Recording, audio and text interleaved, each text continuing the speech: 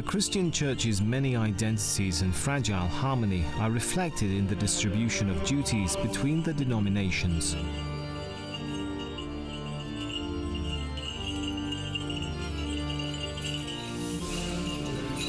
Today, the incense ritual is performed by the Roman Orthodox, followed by the Armenians, and then the Copts, each according to its own protocol.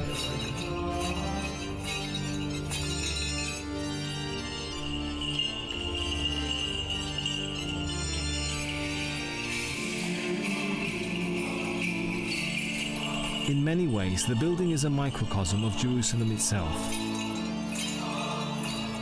The historical divisions, the constant battle against foreign interference.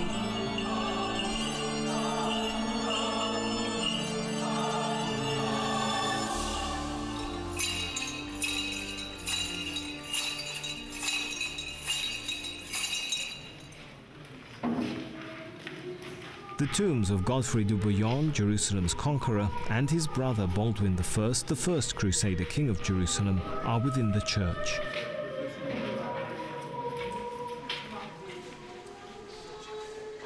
Not far away is the place of prayer and meditation used by Salah ad-Din, the mighty Muslim commander who in 1187 retook Jerusalem from the Crusaders.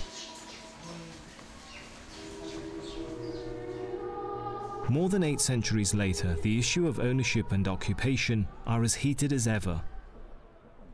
The Orthodox Church is the first church with the oldest heritage, and it is the church that one day used to own all of the holy sites. The other churches were only able to exist here as a result of the arrival of the Crusaders, and only then did those churches come. We came after the Crusades because the Crusaders left in 1187, and we basically came in 1233. We came with the permission of the rulers here, and I don't see it as a problem. I mean, we're proud of our history. The argument as to who has the primary claim to the sepulchre is as old as the building itself. First in line, so it claims, is the Ethiopian Church. Ethiopia has long history with the Holy Land since the Old Testament, since the 1st century. Over the last 50 years, one particular territorial dispute has come to a head. Who owns the Deir Sultan monastery? The monastery is directly above the Church of the Holy Sepulchre, perched on top of it. Both the Copts and the Ethiopians have long claimed to be the sole rightful guardians. The matter was complicated by the Israeli occupation of East Jerusalem in 1967. The Copts blamed the Israelis for handing over Deir Sultan to the Ethiopians. For their part, the Ethiopians, who claim to have always had a presence in the Holy Land, say it's theirs not by gift, but by right.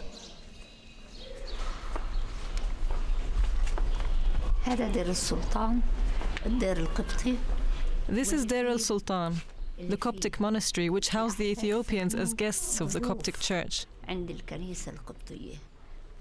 It is in these small huts where Coptic families used to live.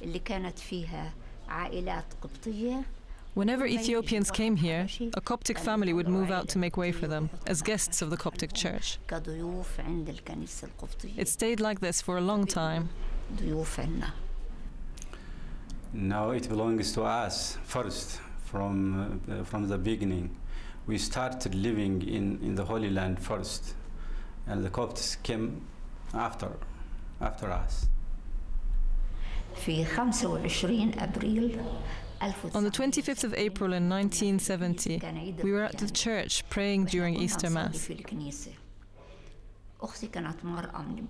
My sister was walking outside the monastery and she saw the Israeli army standing at the doors. They were breaking the locks and then replacing them with their own. It wasn't the Ethiopians, but the Israeli army, and they placed security cordons. My sister came running to tell us that they changed the keys and that the army was outside. No, we, the places belongs to us before the Copt. The Copt took from us the places, or so many places. The political situation at the time was very acrimonious between Egypt and Israel. There was no peace treaty yet, and there was great hostility between the two. And that was a way to get back at Egypt because they were enemies. Well, we are trying to solve in Christian way, to discuss the two sister churches. But now there is no solution because, there is no agreement between the churches. And the mother churches are trying to solve the problem. The patriarchs are trying to solve the problem, but now, until now, there is no solution. But we are waiting for that, for a solution. But some of those mother churches have already made up their mind.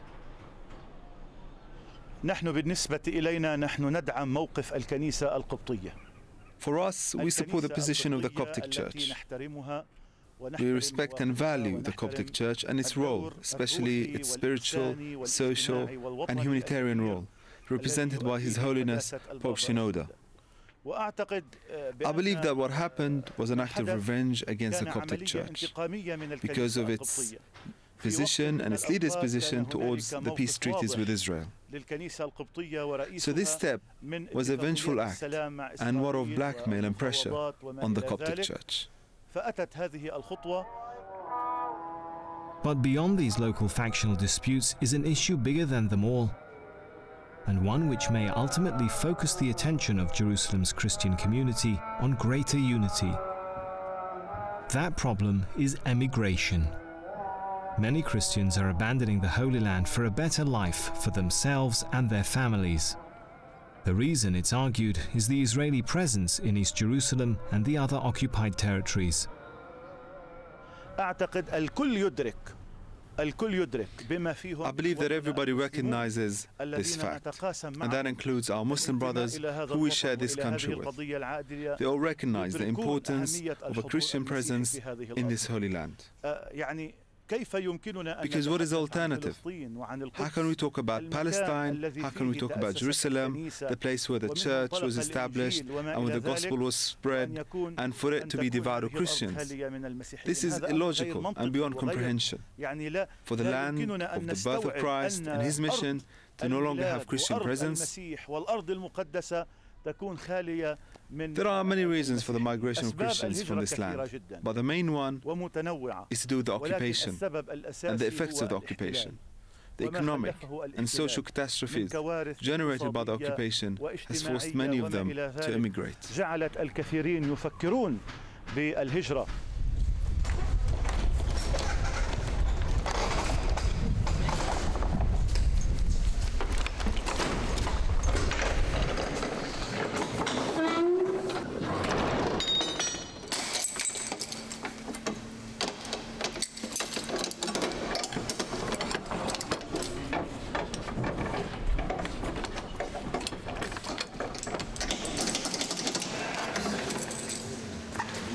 At the end of a busy day, Wajih Nusayba locks up the Church of the Holy Sepulchre and heads home to his family. But he'll be back tomorrow, early, to open the door again at 4 in the morning.